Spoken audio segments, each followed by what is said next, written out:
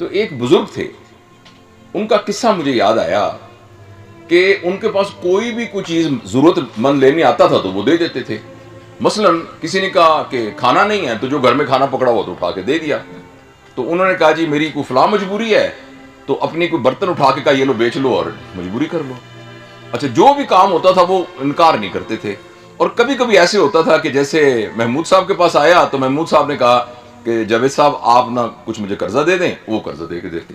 اب وہ مروت میں جو انہوں نے کوئی قرضہ دیا ہوا تھا تو وہ مروت میں بابا جی سے مانگتے نہیں تھے، لیکن آ کے نا ایسے ان کے دربار میں چپ کر کے بیٹھ جاتے تھے کہ خود ہی بابا جی کو خیال آ جائے کہ مجھے قرضہ دے دے، کہ میرا واپس کر دے.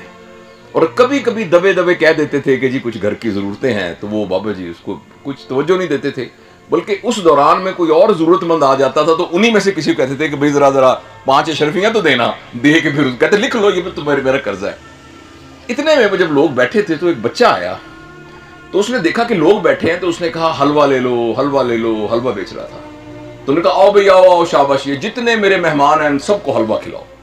جب بچے کا خیال تھا کوئی ایک یعنی پاؤ بکے گا، چھٹانک بکے گا، اس نے کہا اتنے لوگوں کو تو اس کا تو سارا بک جائے گا. تو اس نے خوشی خوشی سارا بانٹ کے آ کے کہنے لگا کہ پیسے. بابا جی نے کہا کہ بیٹا جہاں یہ سارے بیٹھے ہیں تم بھی بیٹھ جاؤ. یہ سارے بھی تو پیسوں کے انتظار میں بیٹھے ہیں، تم بھی بیٹھ جاؤ. اچھا، وہ بچے کو سمجھ میں نہیں آیا. اس نے کہا نہیں جی میرے پیسے دیں پیسے دیں پیسے دیں. انہوں نے کہا بھی تم بھی بیٹھ جاؤ. تو بچہ رونے لگ گیا، اور وہ رونے لگ گیا اور ویسے رونے لگ گیا جیسے ہماری بہن نے کہا تھا کہ میں رونے لگ جاتی تھی. تو جب وہ زور زور سے رونے لگا، کہنے لگا میری ماں مجھے مارے گی، میں تو لٹ گیا، میرے تو ماں مجھے مارے گی. تو وہ رونا شروع ہو گیا. اتنے میں نا دور کہیں سے ایک گھڑ سوار آتا ہوا نظر آیا، جس کی پہلے مٹی اڑتی ہے تو پتہ لگتا ہے کوئی آ رہا ہے. گھڑ سرا آیا، اس نے سلام عرض کیا.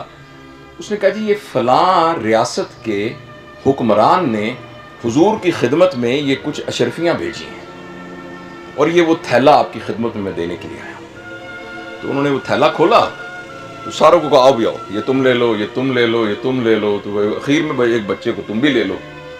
ایک نے کہا کہ حضرت یہ کیا ماجرا ہے؟ تو انہوں نے کہا ماجرا یہ ہے کہ مدد تو پہلے بھی آ جاتی، تم میں کوئی رونے والا نہیں تھا. تو یہ جو ہمارے کام میں جو ہماری بہن نے کہا نا میں تو رو پڑتی تھی، آپ اس بات کا یقین رکھیں کہ مدد آ گئی. اللہ تعالیٰ کو ہماری باقی صلاحیتوں کی کوئی ضرورت نہیں ہے. حضرت موسیٰ نے بھی کہا تھا اللہ تعالیٰ سے کہ مجھے تو بولنا نہیں آتا، مجھے لکنت ہے. اللہ پاک نے ڈانٹا قرآن میں، اس کو ڈانٹا باقاعدہ.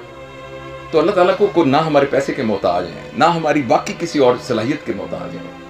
اللہ تعالیٰ ہماری کسی چیز کے محتاج نہیں ہے، لیکن ہمارے وہ جو آنسو ہے نا وہ ہیں جو اللہ کی مدد کو کھینچ کے لائیں گے.